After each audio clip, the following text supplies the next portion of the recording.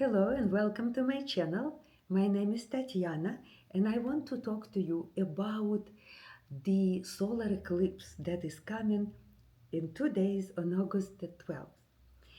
This solar eclipse will happen in the sign of Leo at 20 degrees on the south node of the moon, which is south lunar node or Ketu in Vedic astrology.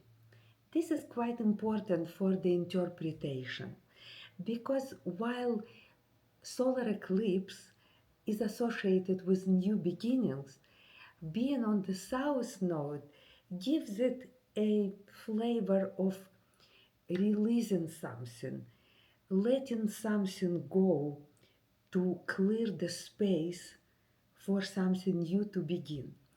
For instance, 9 years ago, we had solar eclipse, if you remember, great American solar eclipse in the sign of Leo, but it was on a north node. And north node is the place where energy enters, where things come to us.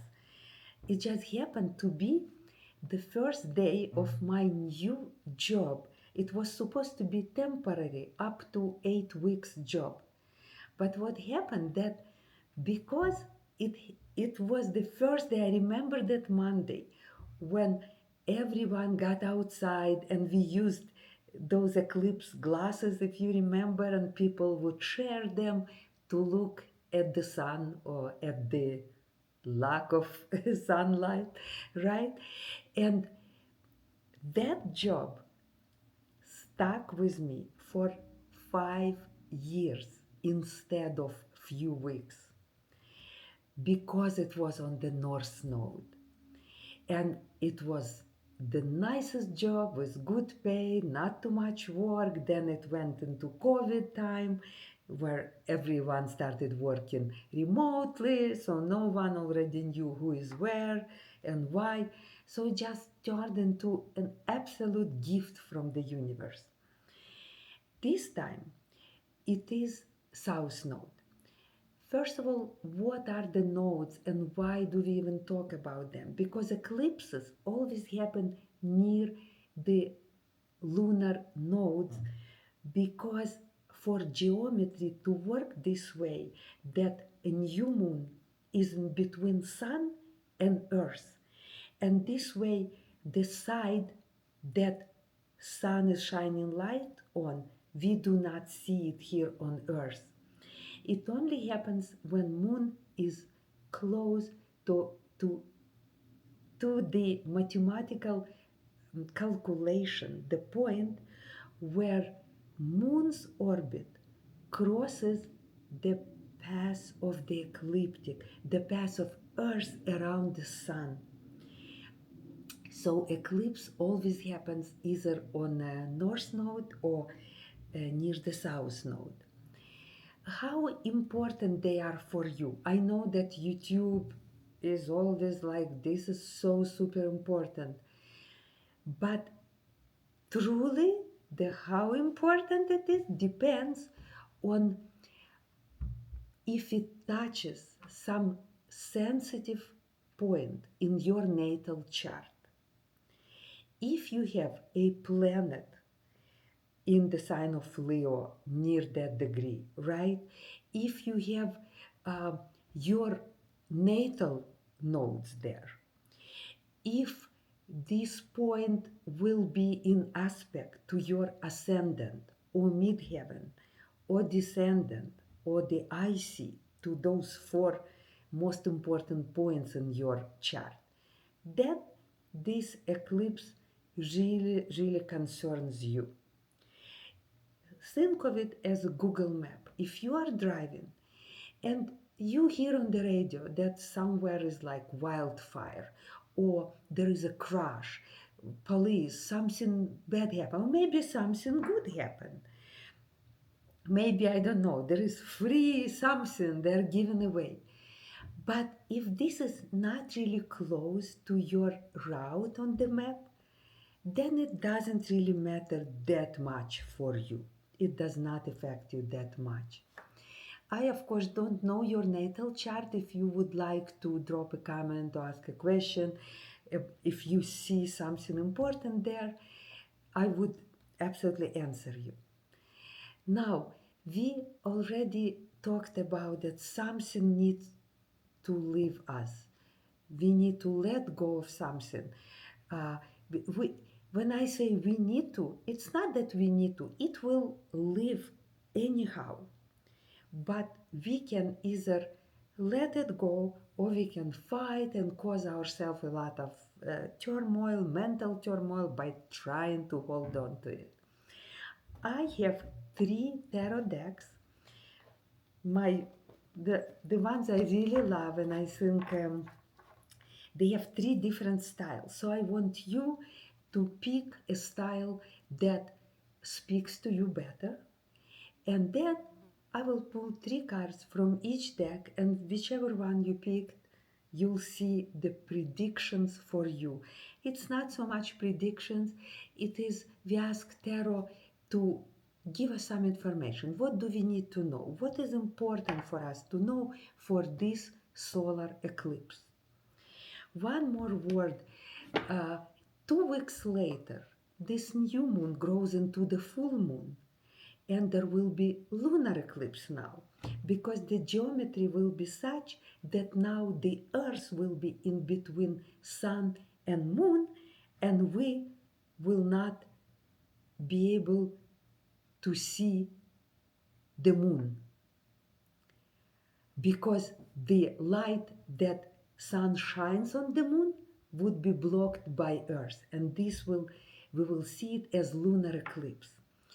This is called, these 2 weeks are called the corridor of eclipses, which means the energy is very wobbly. You don't want to make important decisions during this time. It reminds me of power outage. You know, when all of a sudden the power is out, for a second, nothing is working. You can only imagine how people thousands of years ago, how scary it was for them when all of a sudden main sources of light, luminaries, would go dark. But then, you know, when the power is back and all your devices start buzzing again, your computer, your microwave, everything coming back together, that's how unstable the energy is during these 2 weeks. So put off to after August 28th your important decisions, okay? Now let's look at the cards. First, it is the deck Everyday Witch. You can easily buy it on Amazon. It is one of the friendliest, cutest cards. It comes in a nice box with a great book, full-size colored pictures of cards, and easy, nice explanation. It's not that you will learn everything about tarot from this book, really not. It's simplified, but it's nice, it has humor in it, it's easy and enjoyable to read. My second deck is the most traditional. In the middle, our traditional Rider-Waite Smith deck, which probably you are most familiar with these cards. So if you just want to see cards that you recognize the images well and understand them better, this is your deck. And the third one is the Goodness Tarot. This is very kind, very beautiful tarot. It is made by Taroko Studio in Kazakhstan.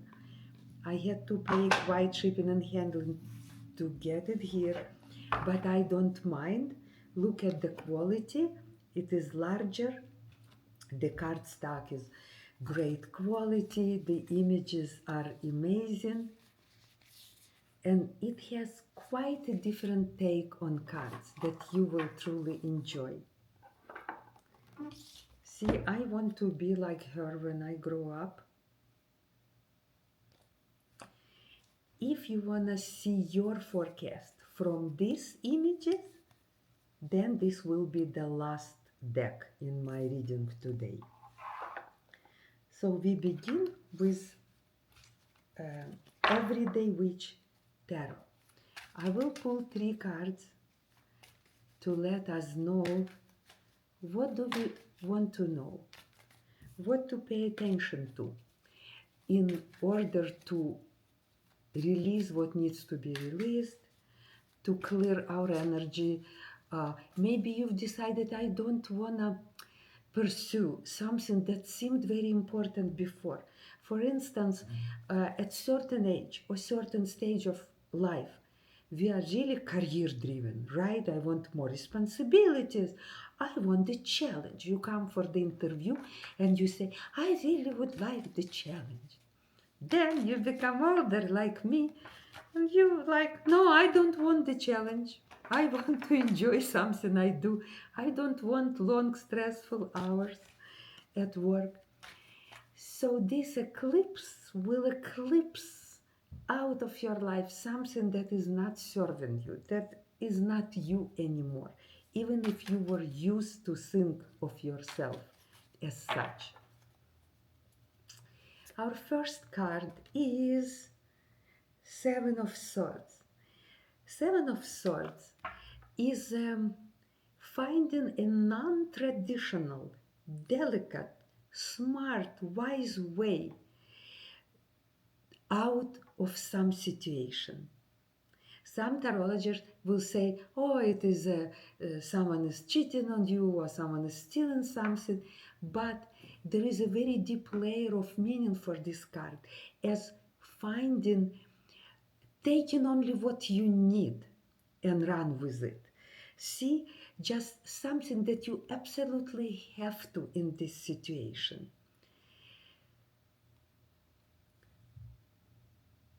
Maybe in that letting go, you just need to, if you decide, I don't know, maybe even to quit that job or to get out of a friendship or relationship that is not serving you, you need to find a very good excuse not to hurt anyone's feelings, just very delicately treat this situation. Let's see if the other cards will give us more insight. See, the Hierophant in this deck is depicted as a meditation guru, giving you an advice again. Stay calm, look deep inside yourself, go with that spiritual solution, manifest something that is important to you on a spiritual level. And this is what the South Node is. It is much more spiritual than material. It is actually detached from the material. I will make a separate video on the nodes. They deserve their own video. They're super important. You can do readings based just on the nodes, natal, transiting, and their aspects to planets. The third card tells us to be an emperor. I like to see Hierophant and Emperor together because both of them, especially in a traditional deck, this will be also person of authority, of power and influence, but much more softer power in a spiritual realm, where the emperor is the power and authority in much more practical way. So behave like an emperor. Step up, take responsibility, let go of things that are not you anymore, and face the new reality that will change after the eclipses. Very interesting, very inspiring. Drop me a comment or question what situation we might be talking about with you in your personal chart or your personal life. Our traditional deck, Rider-Waite Tarot.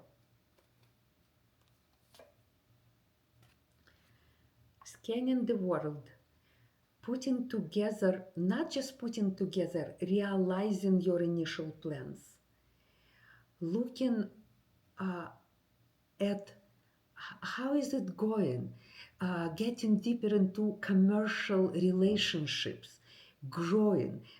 Trees in tarot are about expanding the situation, creativity, expansion. And because this is the suit of wands, it is action, passion. It is doing, not dreaming or feeling. It is really doing it. So something that you are doing and you are assessing how the initial plans are working out for you. Someone is going to be very generous to you, or you, thanks to this situation, will be in the position to be generous to someone else because you will have the means. Very good practical card of resources coming to you. But I want to see what are we letting go. You see,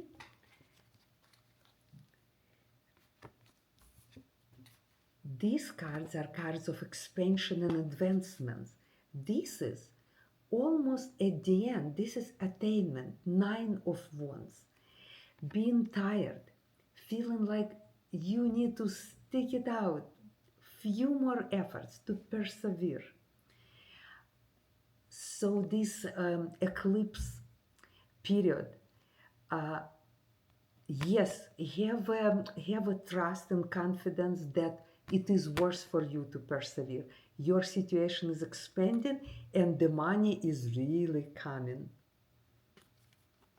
Good luck with whatever venture we are talking about. It could be new project, it could be new job, it could be building your house, building your business. It is well worth the effort. And the eclipses will show you that.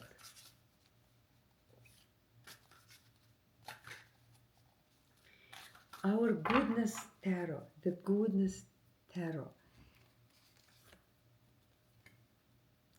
Oh, King of Swords. See, King of Swords here is the coolest, the kindest one. Instead of being logical and smart, it calls you to enjoy it, get busy with something enjoyable. See, he is cooking and enjoying himself. So maybe if your job requires a lot of thinking, calculating, high stress, high level of responsibilities, it suggests to let it go a little bit for this eclipse and spend more time enjoying, doing some hobby, something you can really enjoy. 8 of Cups. Yes, it's like almost calling you to live something that is not serving you anymore, which is the South Node. Letting go of things that do not serve you. Leave the situation. Do not fight. Do not try to fill your cups there. It's done.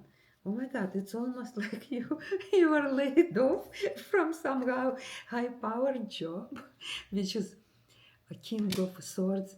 Can be a lawyer, it can be a surgeon, it can be a financial person, a high-level person with high stress. The third card, ooh, look at this. It is as if you really, maybe if you were considering retirement, that now you are at home finally, using your swords to do something cozy and enjoyable at home. The job is gone, you are feeling sad, and it's very normal to feel that way, right? But because you let it go and chose this path, 9 of Cups. What can be cuter? 9 of Cups is the card of your wishes coming true. And it looks like that vodka will look very good with the meal he is preparing. I hope you got advice from the deck you picked, and good luck with these 2 weeks of eclipses. Don't make any decisions. See how it plays out in your life, and let me know.